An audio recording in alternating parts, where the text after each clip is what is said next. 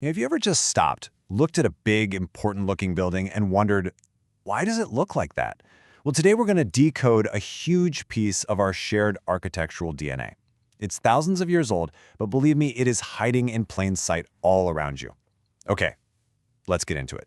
Seriously, think about it. Why do our most powerful institutions, the places that hold our money, our laws, our art, so often look like they were plucked right out of ancient Greece?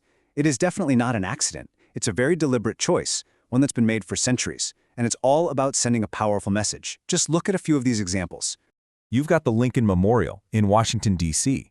I mean, this is one of America's most sacred spots, right? Its designer, Henry Bacon, was basically channeling the Parthenon in Athens when he designed it. It's meant to feel timeless, solid, and pure. Okay, now let's hop over to London, the British Museum. You see that grand entrance with all those columns? Yep, same idea. It borrows that classic Greek temple look to give it this vibe of authority and permanence, like it's the natural, rightful home for all the world's history. And of course, back in D.C., there's the U.S. Capitol building. Those giant columns, that classic triangular roofline, that is pure Greek DNA. And again, this isn't just for show. It's a statement. It's screaming democracy, reason, stability. So to really get why this style has such a hold on us, we got to go back to the source code. So let's rewind the clock. We're going back to ancient Greece to break down the original blueprint. Think of this as the basic vocabulary, the fundamental building blocks that architects have been using and reusing for literally thousands of years. At the heart of it all are three distinct styles, or orders of columns: Doric, Ionic, and Corinthian. Now, each one has its own unique personality, its own vibe. And it's not just about how they look, it's about the specific feeling they're designed to create. First up, you've got Doric. This is the oldest, the simplest, the OG. It's sturdy, kind of muscular, with a plain, no-fuss top. The columns actually rise right from the floor, no dais. The whole point is to give off this feeling of strength, power, and absolute solidity. And the most famous example? The Parthenon in Athens, of course. Next is the Ionic order. If Doric is the strong, silent type, Ionic is its more graceful, elegant cousin. It's more slender, and its telltale feature is that beautiful, scroll-like design at the top, which is called a volute. You'd see this style used for buildings like the Temple of Athena Nike, where you wanted to convey a sense of refinement and grace. And finally, we get to Corinthian. This is the showstopper, the most ornate, the most extra of the three. You can spot it a mile away from that super fancy top part, which is carved with these intricate, stylized leaves.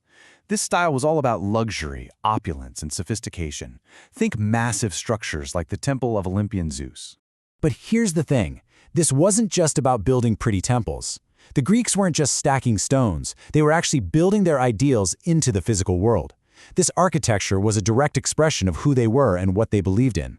And if you want to understand just how obsessed they were with this idea, just look at the math. The Greeks were masters of proportion. They used concepts like the golden ratio, which is roughly this number, 1.618, to create buildings that felt perfectly harmonious to the human eye. They even built tiny, imperceptible curves into things like the base of the Parthenon, so that from a distance, it would look perfectly straight. It was a literal quest for perfection. So in the end, these buildings were basically giant stone advertisements for their society's values. The perfect mathematical order of the columns, that reflected their belief in logic and democracy. The wide open public spaces, the colonnades, they were designed specifically to encourage people to gather, to debate, to be a community. The man in charge of building the Parthenon, the great Athenian leader Pericles, he totally got it. He knew they weren't just building for their own time. They were building a legacy. They were creating a monument to their civilization that would blow people's minds for generations. And well, he wasn't wrong, was he? Okay, so how did these ancient ideas make such a massive comeback thousands of years later? Well, fast forward to the 17 and 1800s, and suddenly there was this explosion of interest in all things ancient Greece. It was called the Greek Revival movement. And you can see there's this enormous gap in time between when Athens was at its peak and this big revival. But the ideas didn't die. They were just sort of dormant, waiting to be rediscovered and repurposed for a whole new world. And here is why it all matters so much.